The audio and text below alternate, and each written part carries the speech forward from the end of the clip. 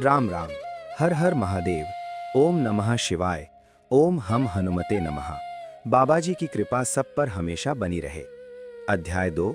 बाल चरित्रों से उभरती पारलौकिक प्रतिभा। समय 18वीं शताब्दी के अंतिम चरण में अपना पांव रख चुका था। उत्तर प्रदेश के विविध प्रांतों में राजपूतों के साथ ब्राह्मण परिवार भी राजनीति में सक्रिय हो चुके थे। उसमें भी गोरखपुर के गोंडा प्रांत के ब्राह्मण तो बिसेन वंशीय राजाओं की सेना में अग्रिम पंक्ति का स्थान भोग रहे थे। सरवरिया, कन्नौजी, साकलदीपी तथा संघ ब्राह्मणों की शाखा वैसे भी अपनी शूरवीरता एवं स्वामी भक्ति के लिए प्रसिद्ध थी। कुछ एक ब्राह्मण परिवार शिक्षा के साथ जुड़े थे तो कुछ एक जमींदारी के व्यवसाय में भी जुड़े हुए थे। अयोध्या तहसील के ठाकुर साहब महाराजा कहलाते थे, जो साकलदीपी ब्राह्मण परिवार से थे और सबसे विशाल जागीर के मालिक थे। इसके साथ ही सबसे बड़े जमींदारों में तिवारी और पांडेय परिवार का नाम भी पूरे इलाके में प्रसिद्ध था। ऐसे ही पांडेय परिवार में भगवान स्वामी नारायण का जन्म हुआ। उनके परदादा कन्हैराम पांडे बांसे के राजा श्री नेत्र के प्रिय विद्वान थे और उनकी विद्वत्ता से प्रसन्न होकर राजा ने अपना इटार गांव पांडेय परिवार को जागीर के रूप में भेंट किया था। उसी दिन से ये परिवार इटार वाले पांडेय कुटुंब के नाम से प्रसिद्ध हुआ। हालांकि उनका निवास रहटक में ही जारी था। उनके पुत्र बाल शर्मा भी बहुत विद्वान, तेजस्वी एवं शूरवीर थे। भाग्यवती नामक शीलवती कन्या के साथ उनका विवाह संपन्न हुआ और देव समान पुत्र की प्राप्ति होते ही परिवार आनंद विभोर हो उठा। पुत्र का नाम रखा गया देव। उसकी धर्मपरायण प्रवृत्ति, संस्कारपूर्ण व्यवहार एवं शास्त्राभ्यास तथा पूजा कथा एवं देव दर्शन आदि के सिवा किसी भी भौतिक क्रिया में अरुचि इत्यादि सद्गुण देखकर लोग उसे धर्मदेव कहने लगे। ऐसे सर्वगुण संपन्न तथा समृद्ध परिवार के युवक के विवाह का प्रस्ताव अयोध्या के समीप बसे हुए छपिया गांव से आया। कृष्णराम शर्मा इस छोटे से गांव में बड़े सम्मानित विद्वान थे। अपनी गुणवती पुत्री बाला प्रेमवती के साथ धर्मदेव के विवाह का प्रस्ताव वे स्वयं लेकर आए थे। कुछ ही समय के बाद विवाह तिथि निश्चित कर ली गई। विवाह के दिन अपनी इकलौती बेटी के विरह में कृष्णराम बिलख उठे। बेटी से दूर होने के विचार से ही उनके हृदय में हाहाकार मच गया। देव शर्मा ने कृष्णराम की ऐसी दुर्दशा देखते ही निर्णय ले लिया, मैं आपकी बेटी को लेकर रहटक नहीं जाऊंगा। वैसे भी छपिया में आपको एक विद्वान सहायक की आवश्यकता है और गांव के बच्चों के लिए अध्यापन का कार्य भी करना है, अतः मैं आपका अच्छा सहायक बन सकता हूं। अंततः धर्मदेव ने पिता के समृद्ध परिवार को छोड़कर उत्तर कोशल प्रांत के पवित्र तीर्थधाम मखोड़ा के पास मनोरमा नदी के समीप छोटे से छपिया गांव को ही अपना वतन बना लिया। बाला प्रेमवती अत्यंत भक्तिमय जीवन बिता रही थीं। उन्हें हनुमान जी में अनन्य आस्था थी। धर्मदेव भी ब्रह्म कर्म, संध्या वंदन, शास्त्राभ्यास और भगवत साधना करते हुए अपना व्यवहार कार्य संभालते रहते। प्रथम पुत्र राम प्रताप के जन्म के बाद इस घर को छोटे से गांव के दुर्जनों ने द्वेष की आंच में जलाना प्रारंभ कर दिया। किसी न किसी प्रकार इस पवित्र दंपत्ति को मंत्र अभिचार, तंत्र विद्या, ईर्ष्या और कलह से परेशान करना ही उनकी प्रधान प्रवृत्ति बन गई थी। ऐसी विपरीत परिस्थितियों के रहते इस पवित्र दंपत्ति ने ईश्वर की शरण में जाने का निश्चय कर लिया। राम प्रताप को अपने स्वजनों के घर रखकर दोनों काशीपुरी की यात्रा के लिए निकल पड़े। यहाँ दोनों ने व्रत, उपवास और साधना का एकाग्रता से पालन किया। वैष्णवाचार्यों के मुख से भगवत कथामृत पान किया, स्वामी रामानंद जी का शिष्यत्व ग्रहण किया और जप यज्ञ का प्रारंभ भी यहीं किया।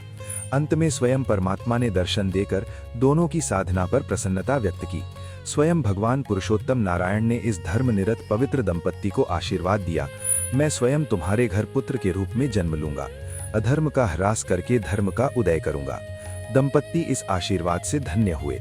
यात्रा समाप्त करके वे छपिया लौटे ही थे कि पूरी सृष्टि के रंग सुनहरे होने लगे। द्वेषी सब द्वेष छिपाकर शांत होने लगे। वातावरण में मांगल्य की सुवास बिखरने लगी और वो शुभ दिन आ गया। आषाढ़ी संवत 1837 चैत्र शुक्ला नवमी के मंगल दिन रात्रि के समय मां भक्ति की कोख से प्रभु ने इस धरा पर अवतरण किया। श्री पुरुषोत्तम क्षर अक्षर पर अखिल भुवन आधार हो, निज इच्छाते वृषधर प्रकटे, निज जन सुखदातार हो। बालक के जन्म के साथ ही पूरे गांव में सभी लोग अपने मन में यही सोचने लगे, निश्चित ही आज धर्मदेव और भक्ति देवी के घर एक दिव्य और अद्भुत बालक का अवतरण हुआ है।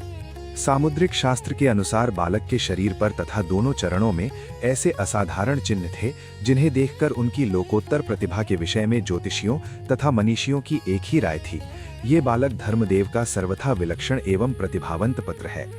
बालक की भगवत प्रतिभा का साक्षात्कार उसी क्षण हुआ जब इसके जन्म होते ही पूरा कक्ष प्रकाश पुंज के रूप में बदल गया था। इस ऐश्वर्यशाली बालक का नाम अभिधान हुआ घनश्याम। तत्कालीन कुल परंपरा को निभाते हुए एक दिन पिता धर्मदेव ने घनश्याम की अभिरुचि को परखने के लिए एक स्वर्ण मुद्रा, एक तलवार और श्रीमद् भगवद गीता का ग्रंथ एक चौकी पर रखकर मात्र 4-5 माह के बाल प्रभु को अपने समीप बुलाया। घनश्याम ने समीप आते ही बिना हकलाए पलक झपकते ही ग्रंथ को उठा लिया। पिता सोचते ही रह गए, वास्तव में ये बालक विद्वानों में भी शीर्षस्थ होगा, शास्त्रों के रहस्यों को उजागर करके सद्धर्म का प्रवर्तन करेगा। और हुआ भी यही। प्रभु को विद्या एवं शास्त्रों के अभ्यास का व्यासंग जीवन के अंत तक इतना ही ताजा था। धर्मपरायण एवं विद्वान पिता का संग था। मां भक्ति के कारण घर में गो पूजा, वृक्ष पूजा, व्रत आदि का पालन होता था। देव दर्शन इत्यादि नित्य कर्म घर में सदैव होते रहते थे, जिसके फलस्वरूप घनश्याम का लगाव ऐसी आध्यात्मिक प्रवृत्तियों की ओर सहज ही रहा करता था। उन्होंने बड़ी उम्र में उन दिनों की स्मृति इस प्रकार व्यक्त की है। मैं जब छोटा था तब भी देव दर्शन, कथा वार्ता, संतों का सत्संग तथा तीर्थ यात्रा को जाना मुझे बहुत रुचिकर लगता था। तथा मुझे बचपन में ही स्वामी कार्तिकेय की तरह ऐसा विचार था कि मुझे इतना भारी तप करना है कि मेरी माता द्वारा प्राप्त इस शरीर से मां के अंश रूप रक्त और मांस सूख कर क्षीण हो जाए। अतः वन विचरण के दौरान भीषण तप के बाद शरीर इतना दुर्बल कर दिया कि कुछ घाव लग जाए तो शरीर से रुधिर नहीं, पानी की बूंदें निकलने लगती हैं। अध्याय 3, जीवों पर दया करने का संदेश देने वाले बाल प्रभु। एक दिन छपिया गांव के मीन सरोवर पर घनश्याम अपने मित्रों के साथ स्नान करने पहुंच गए और देखा कि एक मछुआरा जल में जाल बिछाए खड़ा था। किनारे पर लगी टोकरी में ढेर सारी मछलियां निश्चेतन पड़ी थीं। जाल से अभी अभी निकली मछलियां जीने के लिए छटपटा रही थीं। घनश्याम इन तड़पते जीवों को देखकर द्रवित हो गए। मछुआरे को समझाने के लिए आगे बढ़े। सखा वृंद साथ ही में था। प्रभु ने कहा, तुम ये हिंसा क्यों करते हो? इन निर्दोष जीवों की हत्या से तुम्हें क्या लाभ प्राप्त होगा? ये मेरा निजी मामला है। मछुआरा आग बबूला हो रहा था। क्या मतलब है तुम्हारा? मैं बिना कमाई किए भूखा मरूं और मेरी बीवी बच्चे भी भूखों दम तोड़ दें? बड़े आ गए दया के पुजारी, चलो भाग जाओ यहां से। वो पुनः जल में बिछाया जाल खींचने में जुट गया। घनश्याम ने सोचा ये विनती से मानने वाला नहीं है। उन्होंने टोकरियों पर करुणा दृष्टि गड़ाई कि पल भर में मृत मछलियों में चैतन्यता का संचार हुआ। कूद कूद कर वे देखते ही देखते जीवंत होकर जल में विलीन हो गईं और मछुआरा भौचक्का सा खड़ा देखता रह गया। उस भीमकाय आदमी की लाल सुर्ख आंखों से चिंगारियां फूटने लगीं। वो घनश्याम को पीटने के लिए कदम बढ़ा ही रहा था कि घनश्याम के स्वरूप से अचानक सहस्त्र शस्त्रधारी यमराज का भयानक स्वरूप उभर आया। मारे भय के मछुआरे का अंग अंग कांपने लगा। अंतरिक्ष यमदूतों द्वारा उसकी जमकर पिटाई हुई। नरक के दर्दनाक दुखों के भयानक दर्शन से मछुआरा जोरों से कराहने लगा। घनश्याम के चरणों में गिड़गिड़ाते हुए उसने प्रार्थना की, मुझे क्षमा करें प्रभु, आज से मैं कभी हिंसा नहीं करूंगा। अपने निर्वाह के अन्य साधन मैं स्वयं ही खोज लूंगा। आप मुझे आशीर्वाद दीजिए।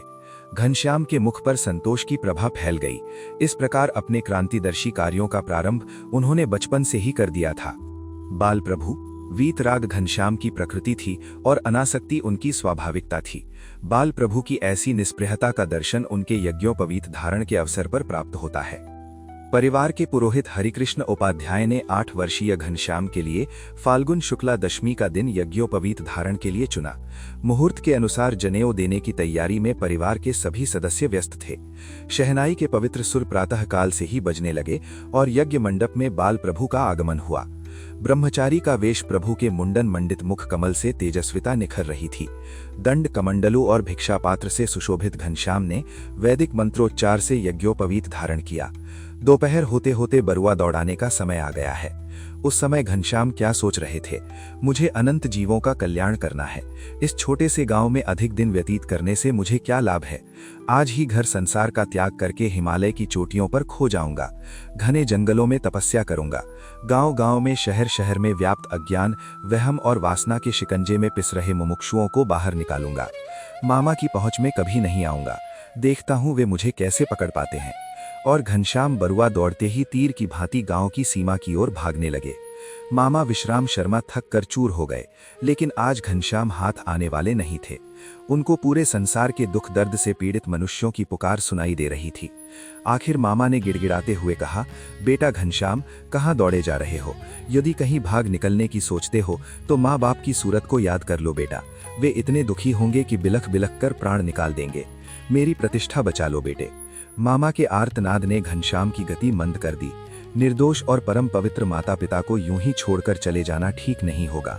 वे सोचते रहे और मामा ने बड़े प्यार से उन्हें गोद में उठा लिया। त्याग की ज्योति करुणा के बादलों के पीछे ढक कर रह गई।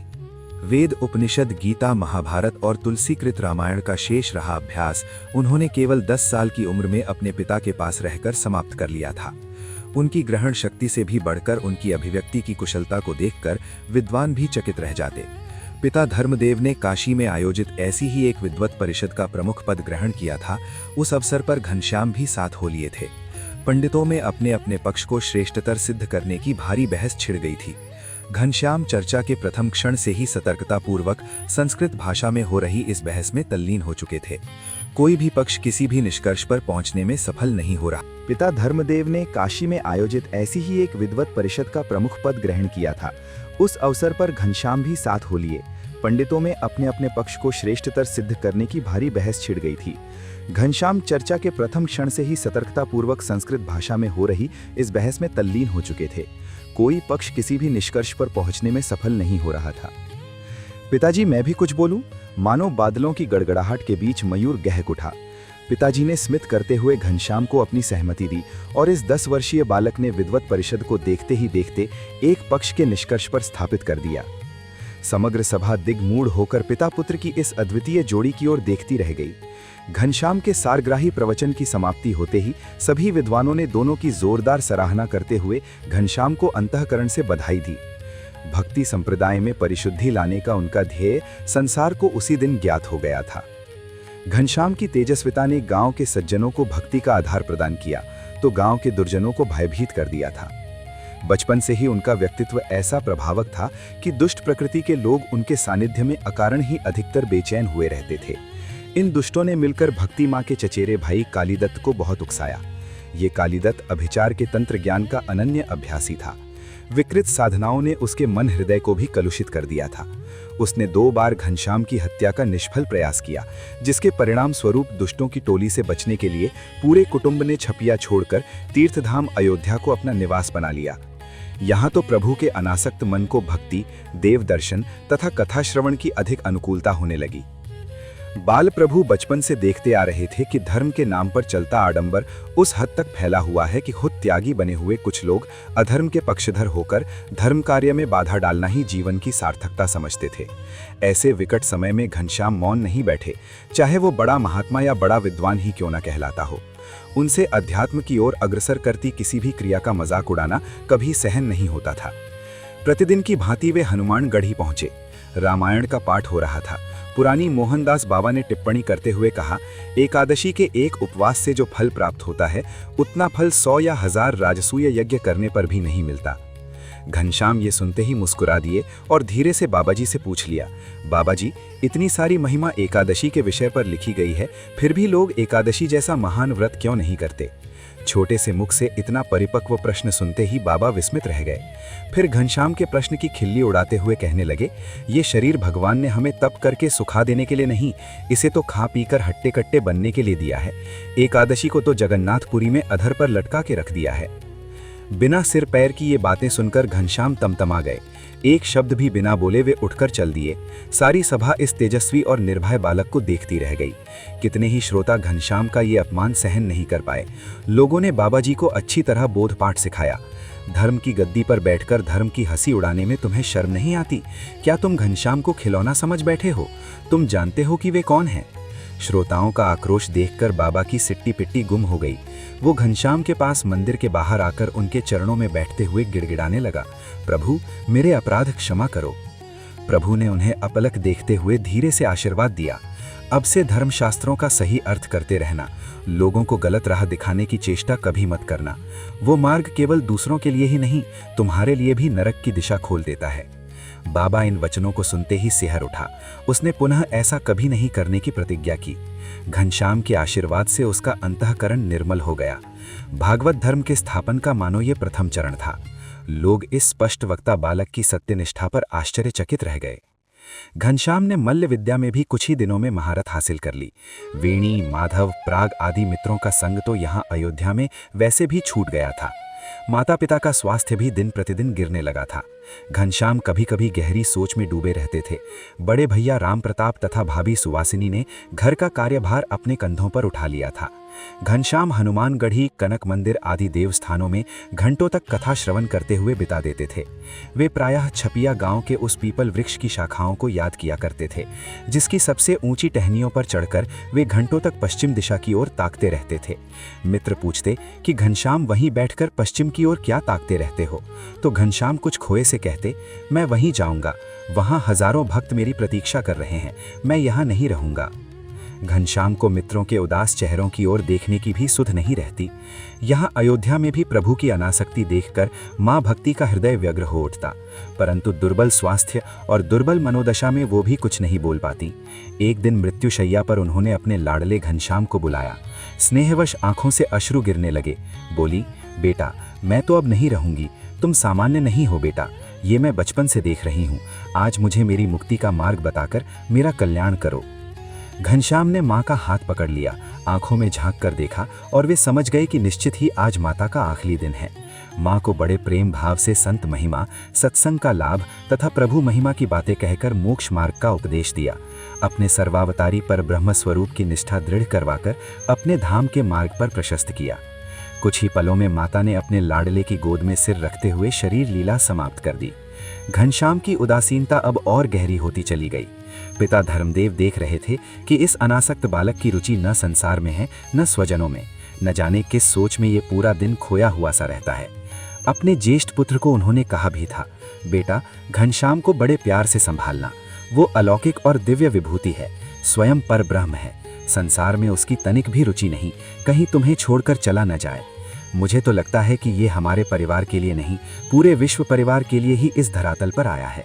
तुम्हें इस विभूति का पूरे हृदय से जतन करना होगा। राम प्रताप भाई ने पिता के वचन शिरोधार्य किए। कुछ ही दिनों में धर्मदेव ने भी अपनी शरीर लीला समेट ली। इस प्रकार केवल 11 महीनों के अंतराल में माता पिता का देहांत हो गया। 11वें वर्ष में कदम रखने वाले घनश्याम अब स्वनिरत रहकर गहरे चिंतन में मग्न रहने लगे। मल्लों का अखाड़ा और विविध देवस्थान, ये दो ही उनकी प्रवृत्ति के केंद्र रह गए थे। एक दिन मल्लों के अखाड़े में एक विराटकाय मल्ल ने मासूम घनश्याम को यूं ही ललकारा तो घनश्याम ने उसको खेल ही खेल में नानी याद करा दी। अपने हाथ की टूटी हुई हड्डी को दिखाकर उस मल्ल ने राम प्रताप भाई से घनश्याम की शिकायत की। बड़े भैया ने घनश्याम को डपट कर कहा, माता पिता के देहावसान के बाद तुम्हें क्या हो गया है? क्यों आती हैं इतनी शिकायतें? आइंदा एक भी शिकायत नहीं आनी चाहिए, समझे? इस वेतारणी को सुनकर घनश्याम मात्र एक वाक्य बोले थे, दाऊ, अब मेरी शिकायत कभी नहीं आएगी। दाऊ संतुष्ट हुए, पर अपने विधान के मर्म को घनश्याम ही जानते थे। इस प्रसंग के बाद बड़े भैया कुछ और ही दिशा में सोचने लगे। क्यों न घनश्याम का विवाह करा दिया जाए? खंभारिया गांव के निहाल मिश्र की पुत्री चंद्रकला घनश्याम के लिए अत्यंत उपयुक्त कन्या होगी। सुशील भी है और गुणवती भी। अपनी पत्नी सुवासिनी के साथ इस विषय पर परामर्श करके राम प्रताप भाई ने पिता पुत्री को अयोध्या आने का निमंत्रण दे दिया। किंतु घनश्याम का चित्त महात्याग के उस पथ की ओर अग्रसर हो रहा था जिस पर चलकर भारतवर्ष के कई महापुरुषों ने लोक कल्याण का मार्ग प्रशस्त किया था। निहाल मिश्र अपनी बेटी को लेकर घनश्याम के घर आ पहुंचे तो घनश्याम को समझने में देर नहीं लगी कि इस कन्या को किस हेतु यहाँ लाया गया है। उनके मन में सुदृढ़ संकल्प की हिमालय सी दृढ़ता आकार लेने लगी थी। दोपहर का भोजन लेते हुए अपनी भाभी सुवासिनी को मुस्कुराते हुए घनश्याम ने कहा, भाभी, आज ये तुम्हारे हाथ का अंतिम भोजन ले रहा हूँ। निर्दोषता की प्रतिमूर्ति उस वात्सल्यमयी भाभी का मन पल भर के लिए सिहर उठा था, किंतु दूसरे ही पल वो लौकिकता के ढलान पर लुढ़कने लगी। अरे अब शादी तो हो लेने दो, न संबंध हुआ है न शादी, और आज से ही भाभी के साथ संबंध तोड़ने जा रहे हो। घनश्याम ने सुवासिनी भाभी के अज्ञानता के कवच को तोड़ना नहीं चाहा। राम प्रताप भाई ने भोजन के बाद घनश्याम के पास आकर कहा, धीरे से निहाल मिश्र के विषय में बताया और कहा, वो अभी तुमसे मिलना चाहते हैं। और घनश्याम की ठंडी आंखें बड़े भैया के चेहरे पर स्थिर हो गईं। गुफा के भीतर से सरकती अनजान और सर्द हवा सा निश्चल उत्तर घनश्याम के मुख से निकल पड़ा, मैं उनसे मिलना नहीं चाहता। वे जिस काम के लिए आए हैं वो सिद्ध होने वाला नहीं है। विद्युत की भांति चमक रही घनश्याम की आंखों में पहाड़ सी अचलता थी। आवाज में वीतराग और आंखों में तलवार की ऐसी खनक थी जो संसार के हर बंधनों को काटने में समर्थ थी। राम प्रताप जी ने सोचा, घनश्याम ने बाल हट पकड़ रखी है। जो आज नहीं होगा वो 2-5 महीनों के बाद भी हो सकता है। उन्होंने क्षमा याचना करके पिता पुत्री को वापस लौटा दिया। घनश्याम ने उसी रात सोच लिया कि अब देर नहीं लगानी चाहिए। अनेक प्रकार की लोकोत्तर लीलाओं से स्थानीय हजारों लोगों को अपने ईश्वरीय स्वरूप की प्रतीति करवाकर और माता पिता को मोक्ष प्रदान करके अनेक जीवों को अपने अक्षरधाम के पथ का पथिक बनाने के लिए वे संसार त्याग का निर्णय कर चुके थे। भारत के हर मुमुक्षु को जिनकी प्रतीक्षा थी, अधर्म से जड़ बनी हुई प्रजा को धर्म संजीवनी की वर्षा होने की जो अपेक्षा थी, उलझे हुए तत्वज्ञान की गुत्थियों को सुलझाने वाले निष्णात युग विभूति की संसार बाट देख रहा था। और घनश्याम मात्र 11 साल 7 मास तथा 1 दिन की उम्र में उस आषाढ़ी मेघाच्छन्न रात के तीसरे प्रहर के बाद गरजते हुए और बूंदाबांदी कर रहे बादलों की छांव में हिमालय की ओर जाने के लिए निकल पड़े। दाऊ और भाभी सो रहे थे। पूरी अयोध्या निद्रा की गोद में आश्रय ले चुकी थी। जाग रहे थे सिर्फ घनश्याम।